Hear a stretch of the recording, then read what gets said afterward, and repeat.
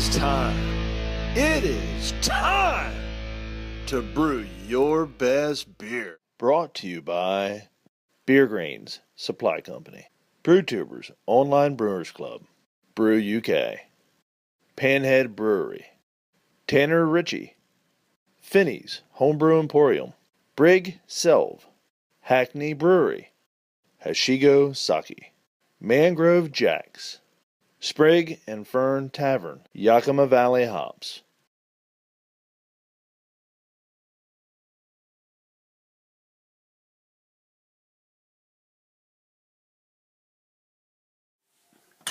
Alright, welcome back to another SJPORR 2014 tasting.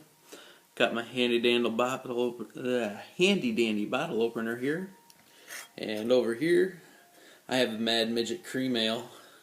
It's a lightweight beer for lightweight drinkers, so I guess it's a good one to kick the evening off with.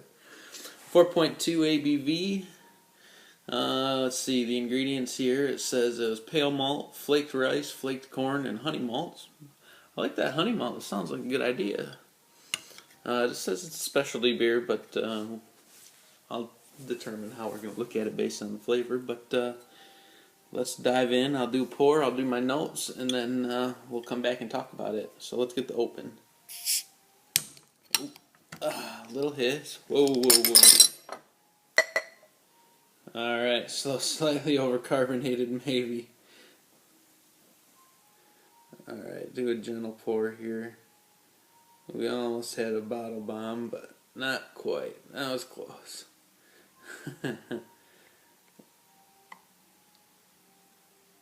That's the first homebrew I've ever actually had do that. I've had commercial beers do that, which is surprising. And I just pour them out at that point because clearly they are not good. Ooh.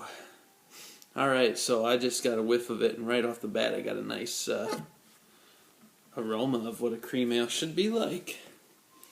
Almost pilsnery, a little hazy. That could be chill haze, so we'll give that some time to clear off. There you go, nice white head on it. Smells like a cream ale. Alright, I'm going to dive into this, and we'll be back in just a minute. Cheers. Alright, so welcome back. Got all my notes here. To start off with, this beer was 4.2 ABV, 25% IBU, or 25%, 25 IBUs. On the nose, you can smell some of the honey malt, but it is strongly oxidized, and there's also a metallic note underlying there. But the color is nice. It's got this lovely golden color, and now that it's starting to warm, it's starting to clear, but there is some chill haze there associated to it. The head faded off very, rather quickly, but it had some nice loose bubbles on the pour, as you saw there. For the flavor, there's a strong soapy character to it with green apple, which is acetaldehyde, and also some dimethyl sulfide, which gives you a really, really, really strong cooked corn flavor. And there was also some hints of diacetyl. And those are all things that the yeast can actually, the DMS not so much, but as far as the acetaldehyde and the diacetyl, your yeast can clean that up a little bit, especially with a cream ale. If you're using a cream ale yeast strain, there's actually lager yeast and ale yeast mixed together, if you get it from White Labs or whatever, and letting it age for a while, because I've done cream ales before too, and initially they just taste like rotten eggs, just pure sulfur and rotten eggs. But I let it sit for about a month in my fridge, in the keg. I put it in a keg and I just put it in the fridge and I left it alone. I would taste it every now and then.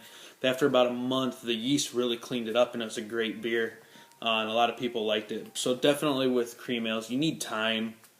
Because they do have that lager yeast in there. You can do it at room temperature. I just threw it in the fridge because I wanted to have it ready for carbonating. Anyway, but that was my flavor notes there, and just a little tip on some cream ale stuff. The mouthfeel, it was a light body, that doesn't have like a lingering texture. You know, like some of them you get that oily slickness in your mouth. This one didn't have it, but it was over carbonated and the bottle was almost a gusher. And I think that was just from carbonation. I don't see any signs of infection or anything like that, which you can pick up looking at the bottle. But it was really over carbonated. I gotta fix that. And then my final note, yeah, just there was some DMS with it, which can be fixed with a longer boil. Any lager that I did, well, I haven't started lagering yet, but with my cream ales and I have a lager fermentation chamber I got to build. I'm going to do 90-minute boils with them just to make sure you get rid of the DMS. That's the only way to get rid of it. It's very important. And also to cool them as quick as you can.